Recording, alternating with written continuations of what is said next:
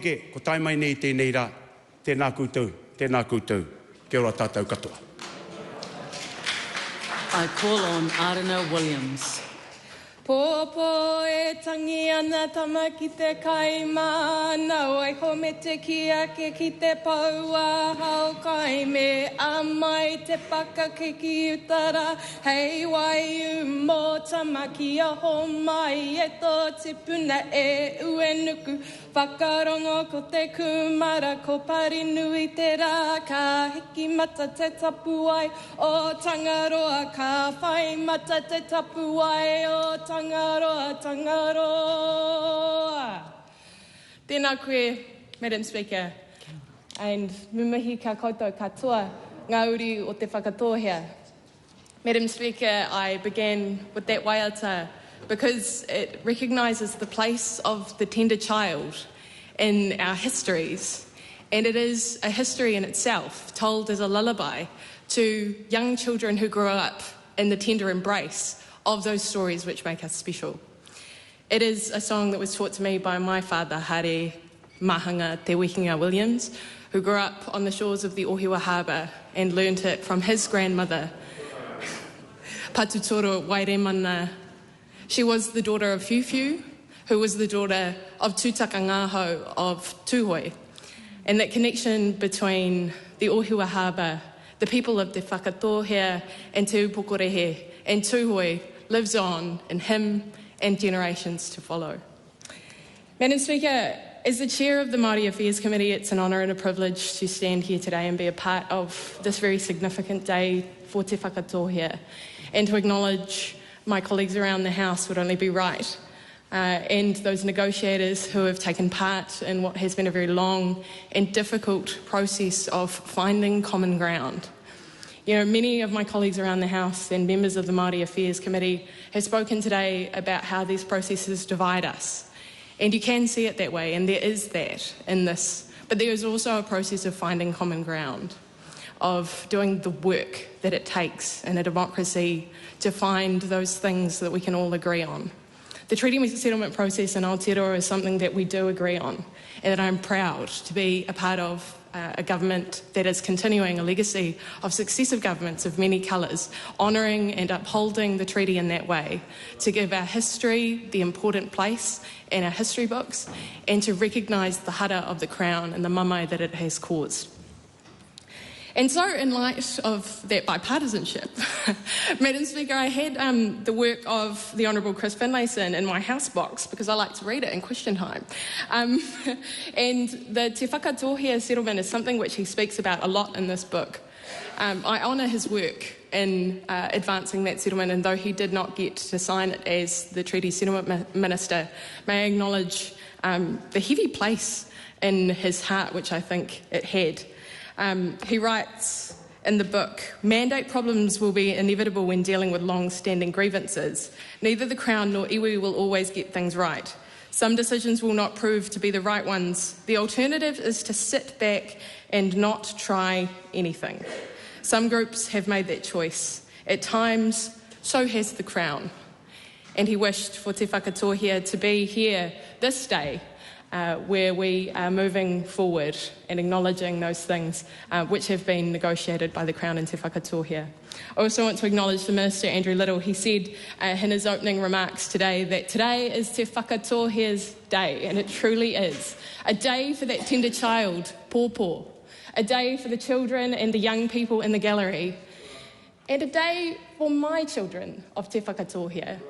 My 3-year-old Waioweka, who bears the name of our river, and the spirit, not only the serene, the calm, the life-giving, but the force, the haruru, the extreme power of that river which connects so much of our rohe and informs so many of our tupuna stories.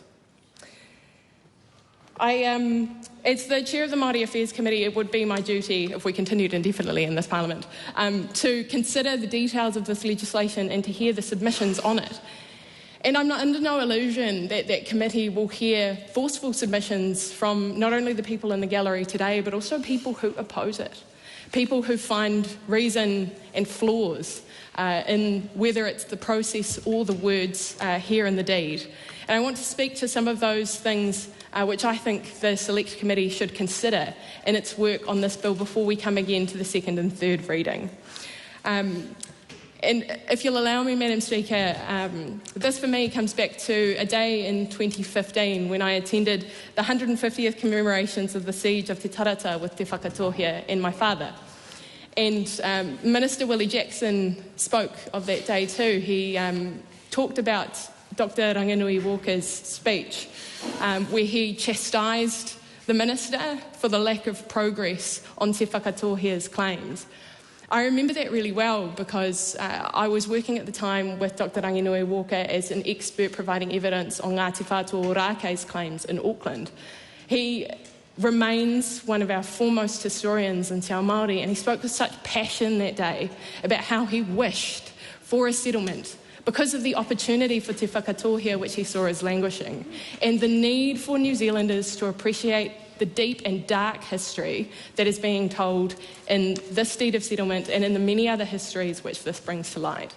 It's a real honour to be here to celebrate his legacy and his contribution to history in New Zealand, but also to remember that day when I have no doubt that he and the other rangatira who spoke spurred the Crown forward and made sure that we got here today. I want to talk about moko moko and the further education and research needed here. And for me, the story of moko moko does feel personal. It reminds me of the trial of Hetariki Te Oiko, who is my tupuna, and alongside Rewi Tamanui Toti and Martine Te Karo in 1869. They were also tried for crimes against the Crown, which resulted in one of New Zealand's hangings. Moko moko is a figure in our history which should be examined by legal historians and New Zealand historians. His story is a clear way to understand how the Crown used our judicial system to not only take land, but to take our mana. In the Crown apology, my colleague Jan Logie in her speech acknowledged that these words are negotiated words. They are words that we can come to a common understanding about. But let me say, for the words of the Crown apology to do with moko moko, that where it says Whakatōhea no, the Crown used Faulkner's death as an excuse to invade the Whakatōhea rohe, I know that. I know that Whakatōhea was used by the Crown and used moko moko's conviction to justify confiscating Whakatōhea land. This caused blame to be placed on moko moko whānau rather than the Crown for the suffering of Te Whakatōhea, and such a misunderstanding led over time to acts of retribution from some members of Whakatōhea towards the moko moko whānau. This is a history that we know, that we share amongst ourselves, that we teach to our children, and it's right that we continue to do so, and that all New Zealanders know that. I also want to talk about the Ohiwa Harbour, which is important to me. And I'm proud that this deed of settlement outlines the way that the Whakatōhea Kaitiaki Forum will work with the local council to continue to protect it. It's right that there is so much in the deed of settlement and such a focus on the environmental protections, which are the true role of iwi in this. We must act as kaitiaki, and we must have that kaitiaki-ship enshrined in our law at the highest level.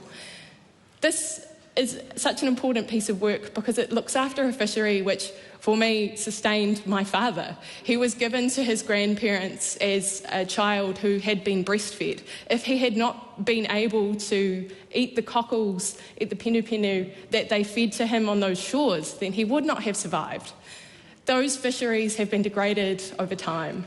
They were cleared out in the 1970s. It is our job to protect them, and it's right that the iwi would lead that. The last thing I want to talk about, Madam Speaker, is the name Waiaweka. My father, Hare, sits between two great Waiawekas, my little girl Waiaweka and his grandmother, Waiaweka Brown, the matriarch of Te Aitanga Mahaki. It is an important name. It is a name that we share in the rohe, and it is a name that I look forward to hearing about more in the Select Committee and the histories, because I would say it, Waiaweka. Madam Speaker, it's been a privilege and an honour to speak here today. Thank you for the opportunity, and thank you, Ngā uri o Te Whakatōhea. Madam Speaker. I call on Tim van der Molen.